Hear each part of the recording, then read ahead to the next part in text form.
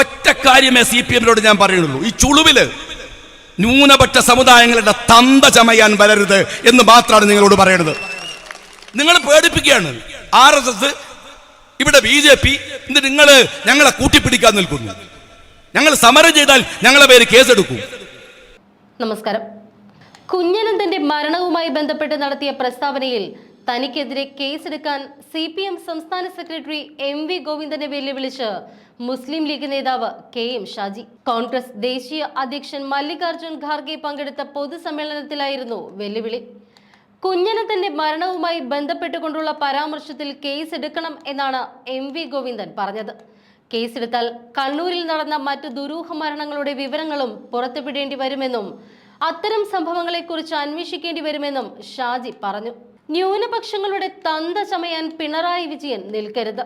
BJP-യേക്കാൾ വലിയ ഭീതിയാണ് പിണറായി വിജയൻ സൃഷ്ടിക്കുന്നത്. കരിമണൽ കേസുമായി ബന്ധപ്പെട്ട് PV താനല്ല എന്നാണ് പിണറായി വിജയൻ പറഞ്ഞത്. എന്നാൽ വീണ തന്റെ മകളല്ല എന്ന് പറഞ്ഞിട്ടില്ല. വീണയ്ക്കെതിരെ ആരോപണമുയർന്നപ്പോൾ അന്വേഷിക്കാൻ മുഖ്യമന്ത്രി ഉത്തരവിട്ടു. മകനെതിരെ ആരോപണം വന്നപ്പോൾ CBIക്ക് കത്തെഴുതിയ ആളാണ് മുൻ CPM മുഖ്യമന്ത്രി VS അച്യുതാനന്ദൻ. അധികം വൈകാതെ തന്നെ വീണയെ അറസ്റ്റ് ചെയ്യും. അപ്പോൾ ന്യായം പറയരുത്. പത്മജ BJP-യിലേക്ക് പോയപ്പോൾ ആ നിമിഷം തന്നെ പത്മജയെ തള്ളിപ്പറയാൻ V മുരളീധരന് സാധിച്ചു. BJP-യിലേക്ക് പോയ അനിൽ ആന്റണിയെ AK ആന്റണി 3 വട്ടം തള്ളിപ്പറഞ്ഞു. അനിൽ തോൽക്കണമെന്നും പറഞ്ഞു.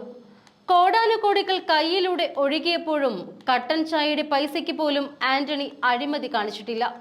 കക്കാത്ത ആന്റണിയല്ല, പകരം കക്കുന്ന BJP-യെയാണ് അനിലിന് ഇഷ്ടമെന്നും ഷാജി പരിഹസിച്ചു. ഞങ്ങളുടെ കൊടി എവിടെ കെട്ടണമെന്ന് പിണറായി വിജയൻ പറയേണ്ട കാര്യമില്ല എന്നും ഷാജി പറഞ്ഞു. മാഹി ബൈപ്പാസിൽ പ്രചരണം നടത്തുന്ന വാഹനത്തിന്റെ വേഗതയ്ക്ക് അനുസരിച്ച് നിലപാടുകൾ മാറിമറിയുന്ന പാർട്ടിയാണ് CPM എന്നും അദ്ദേഹം കൂട്ടിച്ചേർത്തു. ഈ മുസ്ലിം സമുദായത്തിന്റെ ഒരു സാമുദായിക പത്രത്തിന്റെ ഫ്രണ്ട് പേജിൽ മെനഞ്ഞാന്ന് CPM ഒരു പരസ്യം കൊടുത്തു. എന്താ പരസ്യം എന്നറിയാം? ഞങ്ങള് ഈ സമുദായത്തിന്റെ നെറ്റിയിൽ ഒട്ടിക്കണ പോലെയാണത്.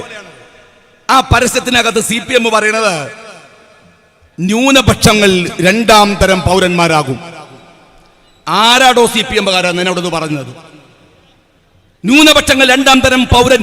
2ാം തരം പൗരൻ എന്നത് നിങ്ങൾ ഇവിടുത്തെ RSS ഇട്ട് കൊടുക്കുന്ന വടിയാണ്. ലവ് ജിഹാദ് കൊടുത്ത പോലെ അങ്ങനെ ഒരു പ്രയോഗം ഒരു പത്രത്തിന്റെ ഫ്രണ്ട് പേജിൽ.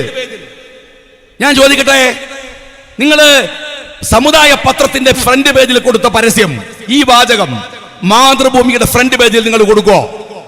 ന്യൂനപക്ഷങ്ങൾ 2ാം തരം പൗരന്മാരെന്ന് ദേശാഭിമാനിയുടെ പത്രത്തിൽ കൊടുക്കോ? എങ്ങനെയാണ് ഒരു സമുദായത്തെ, ഇവിടുത്തെ ന്യൂനപക്ഷങ്ങളെയും ഭൂരിപക്ഷത്തെയും തമ്മിൽ തെറ്റിക്കാനുള്ള ആസൂത്രിതമായ ശ്രമം? ഇവിടുത്തെ സംഖ്യകൾക്കുള്ള ടേമുകൾ ഉണ്ടാക്കി കൊടുക്കുക. രാജ്യത്ത് ഒരുപാട് പ്രശ്നങ്ങളുണ്ട്. CPM-കാരാ, ഞങ്ങൾ NRC-ക്കെതിരായി സമരം ചെയ്തിട്ടുണ്ട്. നിങ്ങൾ ഞങ്ങൾക്കെതിരെ കേസെടുത്തിട്ടുണ്ട്. ഞങ്ങൾ CA-ക്കെതിരെ സമരം ചെയ്യുന്നുണ്ട്. ഞങ്ങൾ ഏക സിവിൽ കോഡിനെതിരെ സമരം ചെയ്യുന്നുണ്ട്. അതെന്തുകൊണ്ട്? അത് ഈ രാജ്യത്തിന്റെ താല്പര്യം എന്ന നിലക്കാണ്. അല്ലാതെ അത് ഞങ്ങളുടെ ഭയമോ ഞങ്ങളുടെ ദുർബലതയോ അല്ല. ഞങ്ങൾ ഈ രാജ്യത്തിലെ 2ാം തരം പൗരന്മാർ ആകുന്ന പ്രശ്നമില്ല. പിണറായി വിജയൻ ആഗ്രഹിച്ചാൽ അതിനിട്ട് നിന്നു തരാൻ ഈ രാജ്യത്തിലെ ന്യൂനപക്ഷങ്ങളെ കിട്ടുകയുമില്ല. മനസ്സിൽ വെച്ചാൽ മതി. മനസ്സിലായോ നിങ്ങൾക്ക്? ഒറ്റ കാര്യമേ CPM-നോട് ഞാൻ പറയുന്നുള്ളൂ. ഈ ചുളുവില് ന്യൂനപക്ഷ സമുദായങ്ങളുടെ തന്ത ചമയാൻ വരരുത് എന്ന് മാത്രമാണ് നിങ്ങളോട് പറയുന്നത്. നിങ്ങൾ പേടിപ്പിക്കുകയാണ്. RSS, ഇവിടെ BJP, നിങ്ങൾ ഞങ്ങളെ കൂട്ടിപ്പിടിക്കാൻ നിൽക്കുന്നു. ഞങ്ങൾ സമരം ചെയ്താൽ ഞങ്ങളെ പേര് കേസെടുക്കും. ഒരു കാര്യത്തിനും മൗലികമായ പ്രശ്നങ്ങളിൽ ഇവിടുത്തെ ഒരു കമ്മ്യൂണിറ്റിയുടെ കൂടെയും നിങ്ങൾ നിൽക്കില്ല. ഞാൻ ചോദിക്കട്ടെ, നിങ്ങൾ വലിയ വിടലുണ്ടല്ലോ. NRC-യുടെ സമരം പോട്ട് CAA-യുടെ ചട്ടങ്ങൾ പാസാക്കിയിട്ട് 1.5 മാസമായി. അത് കേരളത്തിൽ നടപ്പിലാക്കില്ല എന്ന ഒരു ഉത്തരവ് എന്താണ് സഖാവ് പിണറായി വിജയ നിങ്ങൾ ഇപ്പോഴും കൊടുക്കാത്തത്? നിങ്ങളല്ലേ കേരളം ഭരിക്കുന്നത്? കേന്ദ്രത്തിലല്ലേ മോദിയുള്ളൂ? ഇവിടങ്ങളല്ലേ ഉള്ളത്? എന്താ നിങ്ങൾ അങ്ങനെ ഒരു ഉത്തരവ് ഇപ്പോഴും പുറപ്പെടുവിക്കാത്തത്? രണ്ടാമത്തെ കാര്യം, RSS വരുന്നത്, BJP ഭരിക്കുന്നത് ഇവിടുത്തെ ന്യൂനപക്ഷങ്ങളുടെ മാത്രം പ്രശ്നമെന്ന് വരുത്തി തീർക്കാൻ ശ്രമിക്കുക. ഇത് അപകടമാണ്. RSS വരുന്നത് ഈ രാജ്യത്തിന്റെ പ്രശ്നമാണ്, ന്യൂനപക്ഷങ്ങളുടെ മാത്രം പ്രശ്നമല്ല. അല്ലായിരുന്നുവെങ്കിൽ ഇതാ ഇവിടെ വന്ന് പ്രസംഗിച്ചു പോയ എന്താണ് കാർഗേജി എന്താ പറഞ്ഞത്? എത്ര ഗംഭീരമായാണ് RSSനെ BJPയെ എതിർത്തത്. എന്താ കാര്യം? അവർ ഈ രാജ്യത്തിന്റെ ശത്രുവായതുകൊണ്ടല്ലേ. നിങ്ങൾ രാഹുൽ ഗാന്ധിയെ എടുക്ക്, തമിഴ്നാട്ടിൽ സ്റ്റാലിനെ എടുക്ക്, കർണാടകയിൽ സിദ്ധരാമയ്യെ എടുക്ക്, DK എടുക്ക്. ഇനി കേരളത്തിൽ വന്നാൽ നിങ്ങൾ എന്താണ് സതീശനെ എടുക്ക്, VD-യെ, അല്ലെങ്കിൽ രമേശ് ചെന്നിത്തലയെ എടുക്ക്. ആരെ എടുത്താലും ഇന്ത്യയിലെ RSSനെതിരെ പൊരുതുന്ന ഒരു 1000 പേരെ എടുത്താൽ അതിനകത്ത് ഒരു മുസ്ലിമും ഉണ്ടാവില്ല, ഒരു ക്രിസ്ത്യാനിയും ഉണ്ടാവില്ല. എന്താ കാര്യമെന്നറിയുമോ? ഈ രാജ്യത്തിലെ മഹാഭൂരിപക്ഷം വരുന്ന ഹിന്ദുക്കളും 15% മാത്രം വോട്ട് കിട്ടിയ BJPക്ക് എതിരായി നിൽക്കുന്നവരാണ്. എന്നാൽ പിണറായി വിജയൻ പറയുന്നത് ഇത് മുസ്ലിങ്ങളുടെ മാത്രം പ്രശ്നമാണ്, ക്രിസ്ത്യാനിയുടെ മാത്രം പ്രശ്നമാണ്, സിഖുകാരന്റെ മാത്രം പ്രശ്നമാണ് എന്നാണ്. BJP ഉണ്ടാക്കുന്ന ഭീതിയേക്കാൾ അപകടകരമായ ഭീതിയാണിത്. BJPയുടെ തള്ളുപോലെ ഇപ്പൊ നരേന്ദ്രമോദി പറയണ വലിയ വലിയ തള്ളുകളിൽ ഒന്നാണല്ലോ അനങ്ങിയാൽ അതിർത്തിയിൽ പ്രശ്നമാണ്, പാകിസ്ഥാനുമായി യുദ്ധം. ഞാൻ ചോദിക്കുന്നത്, ഇന്ത്യയുടെ പാർലമെന്റിൽ ഒരു കോൺഗ്രസ് MP-യുടെ ചോദ്യമുണ്ട്, ചൈന എത്ര ഭൂമിയാണ് ഇന്ത്യയിൽ കൈവശം വെച്ചിരിക്കുന്നത്? ചോദ്യമാണ് കേട്ടോ. ഇന്ത്യൻ പാർലമെന്റിന്റെ ഉത്തരം എന്താണെന്ന് അറിയുമോ? 38,800 ചതുരശ്ര കിലോമീറ്റർ. എന്ന് വെച്ചാല് കേരളം ആവണമെങ്കിൽ ഒരു 836 ചതുരശ്ര കിലോമീറ്റർ കൂടി കൂട്ടിയാൽ കേരളത്തിന്റെ ഭൂവിസ്തൃതിയായി. അരുണാചൽ പ്രദേശിലെ കേരളത്തിന്റെ ഭൂവിസ്തൃതിക്ക് സമാനമായ ഭൂമി ചൈനയുടെ കയ്യിലാണ്. എന്നിട്ട് മോഡി പറയണത് ഞങ്ങൾ ഭയങ്കര സംഭവമാണെന്നാണ്. എന്നാൽ മോഡി മനസ്സിലാക്കണം, മോദി ജനിക്കുന്നതിന് മുമ്പ് ഇന്ത്യ പാകിസ്ഥാനോട് യുദ്ധം ചെയ്ത് ജയിച്ചിട്ടുണ്ട്. മോദി സംസാരിക്കാൻ തുടങ്ങുന്നതിന് മുമ്പ് ഇന്ത്യയില് ലോകോത്തരമായ ഒരു ഭരണഘടന ഉണ്ടായിട്ടുണ്ട്. മോദി മുട്ടുകാലിൽ അടയാൻ തുടങ്ങുന്നതിന് മുമ്പ് ഇന്ത്യ ഏഷ്യൻ ഗെയിംസിന് ആതിഥേയത്വം വഹിച്ചിട്ടുണ്ട്. മോദി കൊള്ളിയും കോലും കളിച്ചു നടക്കുന്ന കാലത്ത് ഇന്ത്യ ബക്രാനങ്കൽ കനാൽ ഇന്ത്യയുടെ മണ്ണിൽ ഉണ്ടാക്കിയിട്ടുണ്ട്. മോദി സ്കൂളിലെ പാഠപുസ്തകം മറിച്ചു കളിക്കുന്ന കാലത്ത് ന്യൂക്ലിയർ റിസർച്ച് സെന്റർ ഇന്ത്യ ഉണ്ടാക്കിയിട്ടുണ്ട്. മോദി മുണ്ടുടുക്കാൻ പഠിക്കുന്നതിന് മുമ്പ് ഇന്ത്യയിൽ NIT ഉണ്ട്, IIT ഉണ്ട്, IIM ഉണ്ട്, ഇന്ത്യയിൽ നിരവധി യൂണിവേഴ്സിറ്റികളുണ്ട്. മോദി ആകാശം നോക്കി നടക്കുന്ന കാലത്ത് ഇന്ത്യയിൽ താരാപൂർ ന്യൂക്ലിയർ ഊർജ നിലയം ഉണ്ടാക്കിയിട്ടുണ്ട്. മോദി അക്ഷരം പിറിക്ക് വായിക്കാൻ പഠിക്കുന്നതിന് മുമ്പ് ഇന്ത്യ ഇവിടുത്തെ പൊതുമേഖലയിൽ നവരത്ന കമ്പനികൾ ആരംഭിച്ചിട്ടുണ്ട്. എൻ്റെ RSSകാരാ, നിന്റെ ഈ മോദി RSSന്റെ ശാഖയിൽ ലാത്തി വീശി പഠിക്കുന്നതിന് മുമ്പ് 1 ലക്ഷം പാക് പട്ടാളത്തെ ഇന്ത്യൻ മിലിറ്ററിയുടെ മുമ്പിൽ മുട്ടുകുത്തിച്ചു നിർത്തിയിട്ടുണ്ട്. പ്രിയപ്പെട്ട സംഘി പൂങ്കവന്മാരെ, നിങ്ങളുടെ മോദി ഇന്ത്യയുടെ റെയിൽവേയിൽ ചായ വിറ്റ് നടക്കുന്ന കാലത്ത് രാജധാനി പോലെയുള്ള ട്രെയിനുകൾ ഇന്ത്യൻ റെയിൽവേയിലൂടെ തലങ്ങും വിലങ്ങും പാഞ്ഞു നടന്നിട്ടുണ്ട്. എന്നിട്ട് നിങ്ങൾ പറയുന്നത് നിങ്ങളാണ് ഈ രാജ്യം ഉണ്ടാക്കിയത് എന്നാണ്. ബന്നിന്റെ മുകളിൽ മുന്തിരി വെച്ച മാതിരിയാണ്. ബന്നി ചൂടും പുകയൊക്കെ കൊണ്ടിങ്ങനെ പൊന്തി വരും. അപ്പൊ കണ്ടൊരു മുന്തിരി കൊണ്ടുപോയിട്ട് എൻ്റെ മുകളിൽ വെക്കുന്നത്. മുന്തിരിന്റെ വിചാരം ഇതാണ് മൊത്തം ഇതിന്റെ ഉടമന്നാണ്. ചൂട് സഹിച്ചതും ഉണ്ടാക്കിക്കൊണ്ട് വന്നതൊക്കെ മുന്തിരിയാണ്. ഒറ്റക്കാര്യം CPM-കാരൻ BJP-കാരൻ മനസ്സിലാക്കേണ്ടത്, നിങ്ങളുടെ ആഭ്യന്തര സർവേയിൽ നിങ്ങൾ പറയാണ് 165 സീറ്റിൽ നിങ്ങൾ തോൽക്കുമെന്ന്. 1-ാം ഘട്ടം കഴിയുമ്പോ തെരഞ്ഞെടുപ്പിന്റെ 1-ാം ഘട്ടം കഴിഞ്ഞു. ആ 1-ാം ഘട്ടത്തെ കുറിച്ച് യോഗേന്ദ്ര യാദവ് ഇന്നലെ ട്വീറ്റ് ചെയ്തിട്ടുണ്ട്. BJP-യുടെ കൗണ്ട് ഡൗൺ ആരംഭിക്കുകയാണ്. ഒന്നുകൂടെ നിങ്ങൾ ഓർത്തോളൂ, ഉറച്ച വിശ്വാസത്തോടെ നിങ്ങൾ രാഹുൽജിക്ക് വോട്ട് കൊടുത്തോളൂ. എന്താ കാര്യമെന്നറിയുമോ? ഇലോൺ മസ്ക് ഇന്ത്യ വിസിറ്റ് ചെയ്യേണ്ടതാണ് കഴിഞ്ഞ മെനഞ്ഞാന്ന്. നിങ്ങൾക്ക് എലോൺ മസ്കിനെ അറിയാലോ. അദ്ദേഹം ഇന്ത്യയിൽ മോദിയെ കാണാൻ തീരുമാനിച്ചു. നേരത്തെ ഇലക്ഷന്റെ കോലൊക്കെ കണ്ടപ്പോ എലോൺ മസ്ക് അദ്ദേഹത്തിന്റെ പദ്ധതി മാറ്റി. അദ്ദേഹത്തിന് മനസ്സിലായി, ഞാൻ കാണേണ്ടയാൾ പിറകിൽ വരുന്നേ ഉള്ളൂ, മോദിയെ കാണേണ്ട കാര്യമില്ല എന്ന് എലോൺ മസ്ക് തീരുമാനിച്ചിരിക്കുന്നു. രാജ്യം മാറുകയാണ്. മോദി 5 കൊല്ലം മുമ്പ് പറഞ്ഞത് ഇന്ത്യൻ റുപ്പി ICU-ലാണെന്നാണ്. ഇന്ന് ഡോളറിന്റെ റേറ്റ് അറിയോ നിങ്ങൾക്ക്? മെനഞ്ഞാന്ന് 84 രൂപയാണ്. ഡോളറിന്റെ റേറ്റ് എത്ര നാൾ തുടങ്ങിയത്? ഇത് പറയുമ്പോൾ കുറച്ച് ആൾക്കാരുടെ മനസ്സിലൊക്കെ ഒരു ചിരി വരുന്നുണ്ട്. കാര്യം എന്താണ്? റിയാൽ വരുമ്പോൾ കുറച്ച് കൂടുതൽ ഉണ്ടാവുമല്ലോ അല്ലേ ഗൾഫുകാർക്ക്. പക്ഷെ അതൊരു ശാശ്വതമായ പരിഹാരമല്ല. 84 രൂപ ചരിത്രത്തിൽ ആദ്യമായി ഇങ്ങനെ ഇന്ത്യൻ റുപ്പി വില ഇടിഞ്ഞിട്ടില്ല. മോദി നിങ്ങൾ പറഞ്ഞത് ഇന്ത്യൻ റുപ്പി ICUലാണെന്നാണ്. പക്ഷെ അത് മോർച്ചറിയിൽ എത്തിച്ചു എന്ന ക്രെഡിറ്റ് ആണ് 10 കൊല്ലത്തെ മോദിയുടെ ഭരണത്തിന്റെ ക്രെഡിറ്റ്. ഇതാ വസ്തുതകൾ.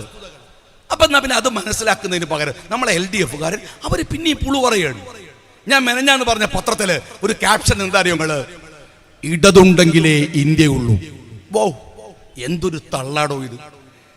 കേരളമുണ്ടെങ്കിലേ CPM ഉള്ളൂ എന്ന് പറഞ്ഞാൽ നമുക്ക് മനസ്സിലാവും. നിങ്ങളുണ്ടെങ്കിൽ പറയുന്നതിനൊക്കെ ഒരു മര്യാദ വേണ്ടടോ, അതിനുള്ള ഒരു കപ്പാസിറ്റി വേണ്ടേ? നിങ്ങള് UPA ഗവൺമെന്റിന് 10 കൊല്ലം മുമ്പ് തള്ളി പുറത്തു വരുമ്പോ നിങ്ങൾ പറഞ്ഞത് മൻമോഹൻ സിംഗ് ആണവ കരാർ ഉണ്ടാക്കിയെന്നാണ്. ഇവിടെ മത്സരിക്കുന്ന ആനി രാജയോട് ഞാൻ ചോദിക്കട്ടെ, ഡൽഹിയിലല്ലേ വാസം? നാഷണൽ പൊളിറ്റിക്സ് അറിയില്ലേ? എങ്കിലും ഞാൻ ചോദിക്കുന്നു, നിങ്ങൾ പറയണം, നിങ്ങൾ പറഞ്ഞു തരണം. എന്താ പറയേണ്ട കാര്യം അറിയുന്നത്? 10 കൊല്ലം മുമ്പ് നിങ്ങൾ മൻമോഹൻ സിംഗിന് പിന്തുണ പിൻവലിച്ച ആണവ കരാറ് ഈ 10 കൊല്ലമായി ഇവിടെയുണ്ട്. എന്താ ഈ രാജ്യത്തിന് ദോഷമുണ്ടായത്? എവിടെയാണത് രാജ്യത്തെ ബാധിച്ചത്? ഒരു ഗവൺമെന്റിനെ താഴെ ഇറക്കിയതല്ലേ? അതിന്റെ കാരണം പറയാൻ നിങ്ങൾ ബാധ്യസ്ഥരല്ലേ? സഖാവേ, നീ കേട്ടോ, ചെവി കൂർപ്പിച്ച് കേട്ടോ. ഇവിടുത്തെ സ്ഥാനാർത്ഥി ആനി രാജയോട് ഞാൻ പറയട്ടെ, നിങ്ങൾ കേൾക്കേണ്ടത് എന്തെന്നറിയുമോ? 2 മാസം മുമ്പ് UAE-യിലെ COP28 അന്താരാഷ്ട്ര പാരിസ്ഥിതിക സമ്മേളനം അവസാനിച്ചു. സമ്മേളനത്തിന്റെ കൺക്ലൂഷൻ എന്താ അറിയോ? ലോകത്തിലെ ഏറ്റവും നല്ല എനർജി വിൻഡ് എനർജി അല്ല, സോളാർ എനർജി അല്ല, മറിച്ച് ന്യൂക്ലിയർ എനർജിയാണ്. എന്റെ സഖാവേ, നിങ്ങളുടെ അജണ്ടകൾ പൊളിയാണ്. നിങ്ങൾ കമ്പ്യൂട്ടറിനെ എതിർത്ത പോലെ, നിങ്ങൾ ട്രാക്ടറിനെ എതിർത്ത പോലെ ആണവ കരാറിന് മൻമോഹൻ സിംഗിന്റെ മന്ത്രിസഭയെ പിൻവലിച്ച് നിങ്ങൾ കൊണ്ടുവന്ന നരേന്ദ്രമോദിയുടെ സർക്കാർ കൊണ്ടുവരാൻ കാരണമായ ആ കരാർ, ആ വാക്ക് പോലും അബദ്ധമാണ്. എന്നിട്ട് നിങ്ങൾ നേരെ പോയത് എവിടെയാ സഖാവേ? ഇന്നിപ്പോ അണ്ണാ ഹസാരക്ക് നെഞ്ചുവേദന എന്നൊരു വാർത്ത കേട്ടു.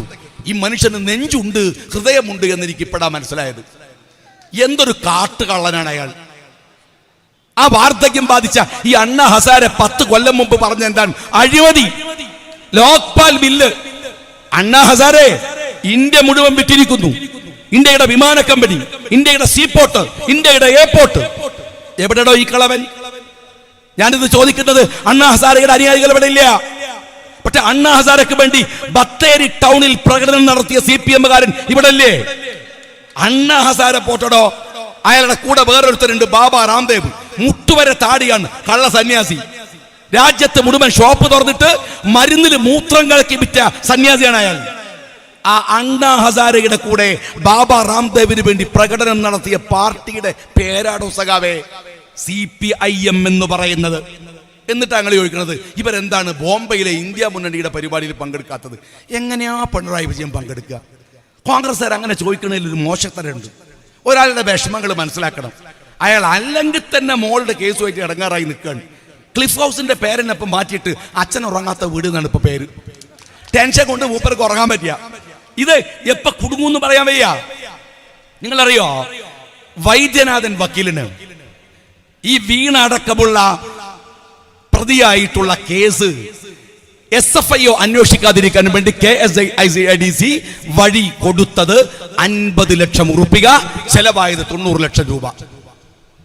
അതെങ്ങനെയാണ് മുഖ്യമന്ത്രി പിണറായി വിജയൻ ഈ രാജ്യത്തിന്റെ പൊതുസ്വത്ത് എടുത്തിട്ട് മകളുമായി ബന്ധപ്പെട്ട കേസ് വാദിക്കാൻ വക്കീലിന് കൊടുക്കുക? ഇത് ഒഫീഷ്യൽ രേഖയല്ലേ? എന്റെ പേരിൽ കേസുണ്ടല്ലോ, 1, 2, 14 കേസ്. ഞാൻ 4 ദിവസം മുമ്പ് സുപ്രീം കോടതിയിൽ എന്റെ കേസ് ഉണ്ടായിരുന്നു. വക്കീലിന് പൈസ കൊടുക്കണ ബേജാറിലായിരുന്നു ഈ തെരഞ്ഞെടുപ്പ് പ്രചരണത്തിനിടയിൽ. കാര്യം എന്താണ്?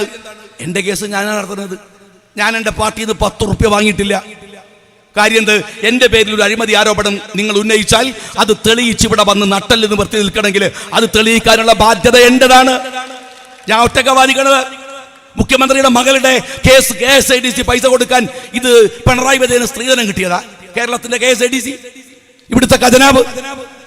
അല്ലല്ലോ. നിങ്ങൾ അരവിന്ദ് പി ദത്താർ 1 കോടി രൂപയാണ് ആ വക്കീലിന്റെ ഫീസ്, ഇല്ലേ? ഏതായാലും സഖാക്കൾ ചെവിയിൽ തുള്ളിക്കോ, അടുത്ത കാലത്ത് വീണ അറസ്റ്റിലാവും. അപ്പൊ ഞഞ്ഞാ പിഞ്ഞ ന്യായം പറയരുത്. അമ്മോശനും രാജിവെക്കണം, മരുമോനും രാജിവെക്കണം. മനസ്സിലായിക്കോങ്ങൾ. ഒരു പടി ഒറ്റ പടിയിൽ തീരുള്ള 2 എണ്ണം പൊട്ടണം. അമ്മോശൻ രാജിവെക്കണം, കൂട്ടത്തിൽ മരുമോനും രാജിവെക്കണം. അത് അങ്ങനെ പറ്റൂ. എന്നിട്ട് ഞാൻ ചോദിക്കട്ടെ, നിങ്ങൾ വീണക്കെതിരെ കൃത്യമായ തെളിവുണ്ടല്ലോ, നിങ്ങൾ തള്ളിപ്പറയോ? CPM-കാരാ പിണറായി വിജയൻ തള്ളി പറയണ്ട, അത് അദ്ദേഹത്തിന്റെ മോളല്ലേ. കാരണം മൂപ്പർ പറഞ്ഞിട്ടുണ്ട് ആ PV ഞാനല്ല, പക്ഷെ ഈ വീണ മോളല്ല എന്ന് പറഞ്ഞിട്ടില്ല. അപ്പൊ അത് മോളാണ്, ഉറപ്പാണല്ലോ. പക്ഷേ ഞാൻ ചോദിക്കേണ്ടത്, CPM-കാരെന്താ തള്ളി പറയാത്തത്? എടോ സഖാവേ, കരുണാകരന്റെ മകള്, കരുണാകരന്റെ ലെഗസി എന്താണ്? ആ മനുഷ്യന്റെ മകള് തെരഞ്ഞെടുപ്പിന്റെ ദിവസങ്ങൾക്ക് മുമ്പ് മുരളീധരൻ സ്ഥാനാർത്ഥിയായി നിൽക്കുന്ന സമയത്ത് BJP-യിലേക്ക് പോയി. അധികാരം മോഹം മൂത്തിട്ട് ഒരു ചാഞ്ചല്യവുമില്ലാതെ മുരളി തള്ളി പറഞ്ഞു. ആന്റണിയുടെ മകൻ, ആരാ ആന്റണി? എത്ര അഭിപ്രായ വ്യത്യാസമുണ്ട് പലർക്കും. പക്ഷേ ആന്റണി അഴിമതി നടത്തിയവനെന്ന് ആരെങ്കിലും പറയോ? കിട്ടിയ വകുപ്പ് ചെറുതാ. പഞ്ചായത്ത് മെമ്പർ സ്ഥാനം കൊണ്ട് ലക്ഷങ്ങൾ വാരുന്ന കാലത്ത് കോടിക്കണക്കിന് രൂപ കൈവെള്ളയിലൂടെ മറഞ്ഞപ്പോഴും ഒരു കട്ടനുറുപ്പികയുടെ അഴിമതി ആ മനുഷ്യൻ നടത്തിയില്ല. പക്ഷേ അത് ആ വീട്ടിൽ തന്നെ വളരുന്ന അനിലിന് ഇഷ്ടമായില്ല. അനിലിന് ഇഷ്ടം കക്കുന്ന BJP-യാണ്, കക്കാത്ത അച്ഛനല്ല.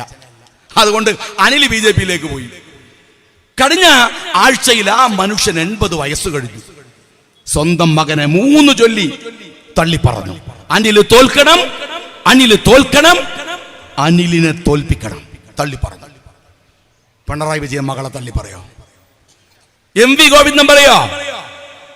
ഗോവിന്ദൻ, നിങ്ങള് ആന്റണിയെ മാതൃകയാക്കണ്ട, നിങ്ങള് മുരളീധരനെ മാതൃകയാക്കണ്ട, നിങ്ങൾ VS അച്യുതാനന്ദനെ മാതൃകയാക്ക്.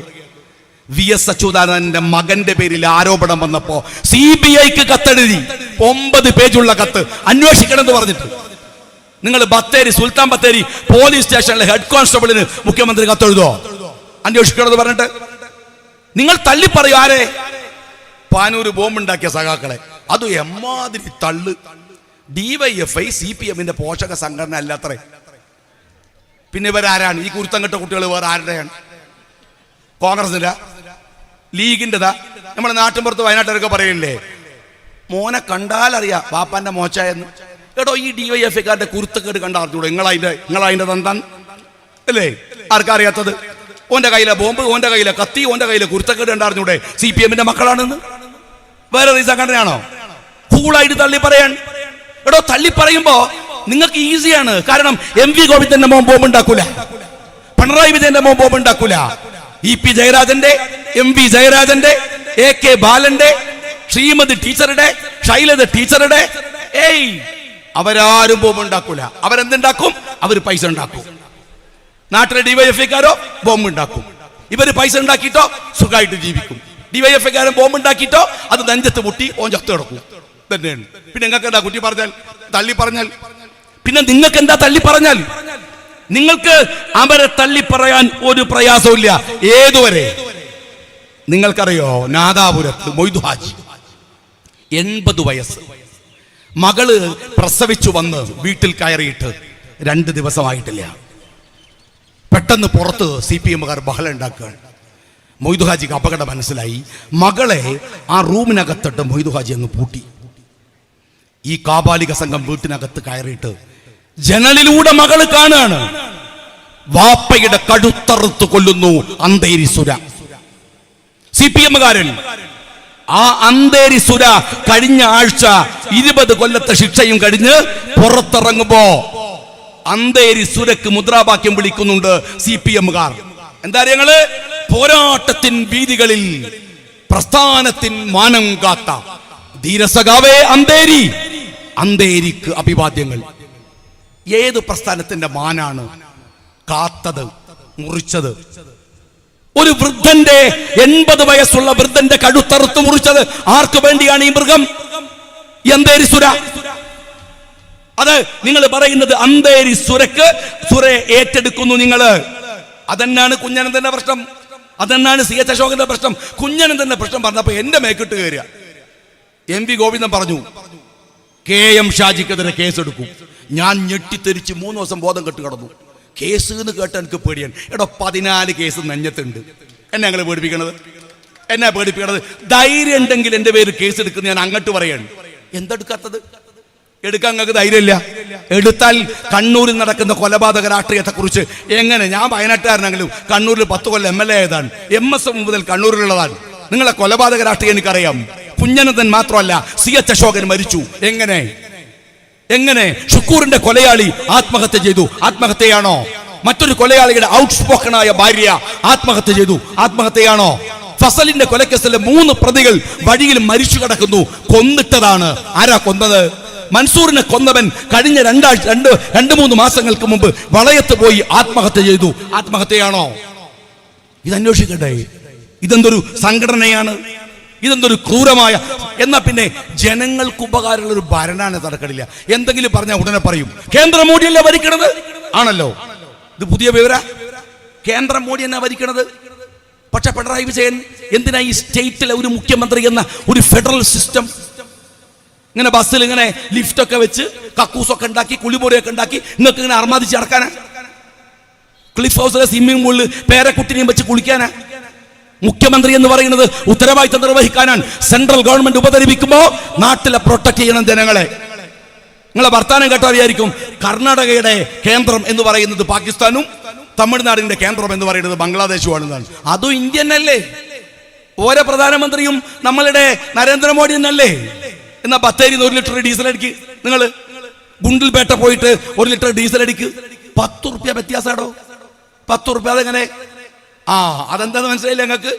അത് നമ്മളുടെ സിദ്ധാരാമയ്യ അങ്ങ് എവിടുന്ന് സൗദി അറേബ്യയിൽ നിന്ന് നേരിട്ട് പൈപ്പ് ഇട്ടിട്ട് കർണാടകയ്ക്ക് പെട്ട ഡീസൽ ഇട്ടിട്ടാണ്. നമ്മളെ ഈ പൊട്ടൻ അൻവർ പറഞ്ഞിട്ടില്ലായിരുന്നു ജപ്പാൻ കുടിവെള്ളത്തെ കുറിച്ച്? ആ മാതിരിയുള്ള ഒരു സാധനമാണ്. എന്റെ സഖാവെ അവിടെ മോദിയാണ്. പക്ഷെ മോദി കൂട്ടുമ്പോ കുറക്കാൻ ആർജവമുള്ള ഒരു മുഖ്യമന്ത്രി അവിടെയുണ്ട്. ഇവിടെയോ മോദി കൂട്ടുമ്പോ നിങ്ങളും കൂട്ടും. ബത്തേരി ടൗണിലെ അരിയുടെ വിലയാണോ ഗുണ്ടിൽപേട്ട മാർക്കറ്റിലുള്ളത്? ബത്തേരി ടൗണിലെ പഞ്ചസാരയുടെ വിലയാണോ ഗൂഡല്ലൂരിലുള്ളത്? അല്ലല്ലോ. ഇതെന്താ ഈ വ്യത്യാസം വരുന്നത്? എന്താ വരുന്നത്? നിങ്ങൾക്ക് ഭരിക്കാൻ അറിയില്ല എന്നല്ലേ? ഇവിടെ നോക്കുക, അവിടെ കുറേ സ്ത്രീകളുണ്ട്. സത്യത്തിൽ നിങ്ങൾ ഈ കേരളത്തിലായതുകൊണ്ട് കുടുങ്ങിയല്ലേ? അല്ലെങ്കിൽ നിങ്ങൾ ആലോചിച്ച് നോക്കുക, തമിഴ്നാട്ടിലും കർണാടകയിലാണെങ്കിൽ എന്തോ സുഖം. രാവിലെ ഇങ്ങനെ ഭർത്താവും മക്കളൊക്കെ പോയി പുറത്തിങ്ങനെ വെറുതെ വീട്ടിലെത്തുമ്പോൾ ഒരു വിഷമം, ഒരു ചെറിയ ഫീലിംഗ്. നേരെ പുറത്തിറങ്ങുക, ബസ്സിന് കയ്യാട്ടുക, അതിൽ കുത്തിറുക, അങ്ങനെ പോവുക. കുറേ പോകുമ്പോൾ മനസ്സിനൊരു സമാധാനമൊക്കെ കിട്ടും. കാരണം ബസ്സിന് പൈസ കൊടുക്കണ്ട. കർണാടകയിൽ സ്ത്രീകൾക്ക് ഫ്രീ ആണ്, തമിഴ്നാട്ടിൽ സ്ത്രീകൾക്ക് ഫ്രീ ആണ്. എവിടെയും പോകാം, ഒരു കുഴപ്പമില്ല. ഇവിടെ ബസ്സിന് പൈസ കൊടുക്കണ നല്ല സങ്കടം. ബസ്സിലേക്ക് കയറുമ്പോൾ തന്നെ സർക്കാരിൻ്റെ ഒരു പരസ്യമുണ്ട്. ആ പരസ്യത്തിൽ മുഖ്യമന്ത്രിൻ്റെ ഒരു മോന്തുണ്ട്. അത് കണ്ടാ 2 ദിവസം വെള്ളം കുടിക്കൂല. അതും സഹിക്കണം നമ്മൾ. എന്തൊരു നിങ്ങൾ ആലോചിച്ച് നോക്കൂ. പണ്ടൊക്കെ എങ്ങനെയാണ്? വയനാട്ടിൽ കഴിഞ്ഞ സ്ഥാനാർത്ഥി മത്സരിക്കുമ്പോൾ സ്ഥാനാർത്ഥിയുടെ ഒരു ചെറിയ ഫോട്ടോ, മുഖ്യമന്ത്രിയുടെ വലിയ ഫോട്ടോ. എന്തേ പിണറായിന്റെ ഫോട്ടോ വെക്കാത്തത്? 1500 ഹോർഡിങ്ങിന് ഓർഡർ കൊടുത്തു. സർക്കാർ വേണ്ടാന്ന് പറഞ്ഞു. എന്താ കാര്യം അറിയോ? ഒരു ഹോർഡിങ്ങിന് വെച്ചിട്ട് 10,000 വോട്ട് നഷ്ടപ്പെടാൻ സാധ്യതയുണ്ടെന്നാൽ ഈ മോന്ത കണ്ട ആരാടോ വോട്ട് ചെയ്യുക? നമ്മളൊരു കാലക്കെട്. കേന്ദ്രവും കണക്കന്നെ, കേരളവും കണക്കന്നെ. മൈക്കിന് വരെ ഈ മനുഷ്യനെ വേണ്ട. നിങ്ങൾ ആലോചിച്ചു, മൈക്ക് ഒടിഞ്ഞു വീഴാണ്, സഹിക്കാൻ പറ്റണില്ല. മെനഞ്ഞാന്ന് നോക്കുമ്പോ ഒരു മൈക്ക് ഇപ്പുറത്ത് വീണു. അപ്പോഴത്തേക്ക് മൈക്ക് ഓപ്പറേറ്റർ പാഞ്ഞു വന്ന്, സാധു ഇവൻ ചീത്ത പറഞ്ഞാലോ. അപ്പൊ വന്നിട്ട് മൈക്കൊക്കെ നേരെയാക്കി, മൈക്ക് ഇടും ഇപ്പുറത്ത്. ഈ കുട്ടികൾക്ക് ഭക്ഷണം കൊടുക്കുമ്പോൾ കുട്ടികളുണ്ടല്ലേ തലാക്കിട്, അവരെ മൈക്ക് ഇയാള് വേണ്ടെന്ന്. എടാ കൊച്ചിൻ ഹനീഫ പറയുന്നുണ്ട് ഒരു സിനിമയില്, ആനക്കും ബോറടിക്കൂലേ? എടാ സഖാവെ, മൈക്കിനും ഈ തള്ളു സഹിക്കണ്ടേ? അവസാനം മൈക്ക് ഓപ്പറേറ്റർ ബഡിയൊക്കെ വെച്ച് മൈക്ക് നേരാക്കി. പ്രസംഗം തുടങ്ങിയപ്പോ ആംപ്ലിഫയർ അടിച്ചുപോയി. 5 തള്ളാൻ ആംപ്ലിഫയർ അടിച്ചുപോയി. എന്ത് പാർട്ടിയാണോ ഇത്? എന്നിട്ടും ഏകബാലം പറയാണ്. എന്നാലും നിങ്ങള് CPM-ന് വോട്ട് ചെയ്യണം. എന്താ കാര്യം? ചിഹ്നം രക്ഷിക്കാനാണ്. എടോ, ഞങ്ങൾ രാജ്യം രക്ഷിക്കാൻ വേണ്ടി മെനക്കെടും വേണ്ടി നീ എൻ്റെ പാട്ട ചിഹ്നം രക്ഷിക്കാൻ വേണ്ടിയിട്ട് കഷ്ടപ്പെടുന്നത്. അല്ലെങ്കിൽ എൻ്റെ ബാല അതിന് മാത്രം ചൊറുക്കുള്ള ചിഹ്നമൊന്നല്ലോ. അരിവാള്, ചുറ്റിക, കോടാലി തുടങ്ങിയിട്ടുള്ള സാധനമല്ലേ? അത് പോനാൽ പോട്ടെന്ന് വെക്ക്. നമുക്ക് ബോംബില്ലേ? കുറച്ചുകൂടി നല്ല ബോംബല്ലേ? ആ ബോംബാകുമ്പോ കുറെ കൂടെ സുഖല്ലേ? എന്റെ സഖാക്കളെ, ഞാൻ നിങ്ങളോട് പറയട്ടെ, നിങ്ങളുടെ രാഹുലിനെ അങ്ങനെ ചീത്ത പറഞ്ഞ് നടക്കുകയാണല്ലോ. കുറെ എന്താ തൊടല് കെട്ടി അടിച്ചുവിട്ട കുറെ അൻവറിനെ പോലെയുള്ള വേട്ടപ്പട്ടികളെയും വിട്ടിട്ടാണല്ലോ നിങ്ങൾ രാഹുലിന്റെ ഇമേജിനെ അങ്ങ് ഏമാത്തിക്കളയാന്ന് വിചാരിക്കണത്. ഞാൻ പറയുന്നത്, നിങ്ങൾ മിനിമം സഖാക്കളെ 2 ദിവസം ആ ദേശാഭിമാനി വായിക്കുന്ന നിർത്തുക. എന്നിട്ട് ഗൂഗിൾ എടുത്തിട്ട് സഖാക്കൾ കാണരുത്. ഗൂഗിൾ നോക്കി കേട്ടാൽ അവർക്ക് ദേഷ്യം പിടിക്കും. കാണാതെ സെർച്ച് ചെയ്യുക. എന്താ നോക്കണ്ടറിയോ? ഈ തെരഞ്ഞെടുപ്പ് എവിടേക്ക് നടക്കുന്നതാണ്? നിങ്ങളോട് സഖാക്കൾ പറഞ്ഞത് 20 സീറ്റിലേക്കാണെന്നാണ്. 543 സീറ്റിലേക്കാണ്. നിങ്ങൾ വിചാരിച്ച കേരളത്തിലേക്കാന്ന് വിചാരിച്ചിട്ടാണ് നിങ്ങളുടെ ഈ പരാക്രമം. 540 എൻ്റെ സഖാക്കൾ 543 സീറ്റിലേക്ക് നടക്കുന്ന തെരഞ്ഞെടുപ്പ് എന്നുള്ള ബോധ്യം വേണ്ടേ? ഈ പഞ്ചാബി ഹൗസ് എന്ന് പറയുന്ന സിനിമയിൽ ഈ ഹരിശ്രീ അശോകൻ ഇങ്ങനെ മെലിഞ്ഞുണങ്ങിയിട്ടാണല്ല. അപ്പോ അവൻ പറയും എനിക്ക് കല്യാണം കഴിക്കണം. ദിലീപ് പറയുന്ന ഒരു ഡയലോഗ് ഉണ്ട്, കല്യാണമൊക്കെ കഴിച്ചോ? പക്ഷെ ഒരു കാര്യമുണ്ട്, കല്യാണം കഴിക്കണമെങ്കിൽ മിനിമം താലി കെട്ടാനുള്ള ആരോഗ്യമെങ്കിലും വേണമെന്നാണ്. എടോ 543 സീറ്റിലേക്ക് തെരഞ്ഞെടുപ്പ് എടുക്കുമ്പോൾ മിനിമം ഒരു 30 സീറ്റിന് നോമിനേഷൻ കൊടുക്കാനുള്ള ആവതെങ്കിലും വേണ്ടേ എൻ്റെ CPM കാരെ? എന്നിട്ടല്ലേ മത്സരിക്കേണ്ടത്. അപ്പൊ ചോദിക്കൂ ലീഗോ? എടോ ലീഗ് ചെറിയ പാർട്ടിയാണ്, ഞങ്ങളൊരു കൈവടിയാണ്. ആ കൈവടി ഇന്ത്യ മുന്നണി എന്ന സമുദ്രത്തിലേക്ക് ഞങ്ങൾ ചേർത്ത് വെച്ച് ഒരു പ്രവാഹമാണ്. അത് കോമൺ സെൻസ് ആണ്, അത് കോമൺ സെൻസ് ആണ്. എന്ത് പാർട്ടിയടോ? ഇപ്പൊ രാഹുൽ ഗാന്ധിന്റെ പരിപാടിയിൽ കൊടി പൊന്തിച്ചില്ല എന്നാണ്. ഈ വർത്താനം കേട്ടാല് പിണറായി വിജയൻ അടുപ്പിച്ചെന്ന കൊടിയാണ് ഞങ്ങളതെന്നാണ് വിചാരം. ഒരു കാര്യം പിണറായി വിചാരിച്ചോ, ഞങ്ങൾ അടുപ്പിക്കുന്ന കൊടി ഞങ്ങൾ എവിടെ കെട്ടണമെന്ന് ഞങ്ങൾ തീരുമാനിച്ചോളാം, ഞങ്ങൾക്ക് കെട്ടാൻ സൗകര്യമില്ല, പിണറായിന്റെ പണി നോക്ക്. ഈ രാജ്യം ഉണ്ടാക്കാൻ നോക്കുമ്പോൾ കൊടിമ കെട്ടി വെക്കാം ഞങ്ങളെ എന്ന് വിചാരിക്കരുത്. ഞങ്ങൾ ഈ രാജ്യത്തിന് വേണ്ടിയുള്ള സമരത്തിലാണ് ഒറ്റക്കെട്ടായി നിൽക്കുന്നത്. ഇനി നിങ്ങളൊരു കാര്യം ചെയ്യും, നിങ്ങളെ കൂടി ഏടാ കെട്ടുക എന്നൊന്ന് ഉറപ്പിക്കും. ഇപ്പൊ ഈ മാഹി ബൈപ്പാസ് വന്നു, എനിക്ക് ഭയങ്കര ഹാപ്പിയാണ്. കോഴിക്കോട് നിന്ന് എനിക്ക് പെട്ടെന്ന് കണ്ണൂർക്ക് പോകാം, നല്ല സ്പീഡാണ്. പക്ഷെ സഖാക്കൾക്ക് ഇഷ്ടമായില്ല. കാര്യം എന്താ അറിയോ? മാഹിയിൽ അവർ കോൺഗ്രസിന്റെ കൂടെയാണ്. അപ്പൊ അനൗൺസ്മെന്റ് വണ്ടി ഇങ്ങനെ വരുമ്പോൾ ബൈപ്പാസിലായതുകൊണ്ട് ഭയങ്കര സ്പീഡാണ്.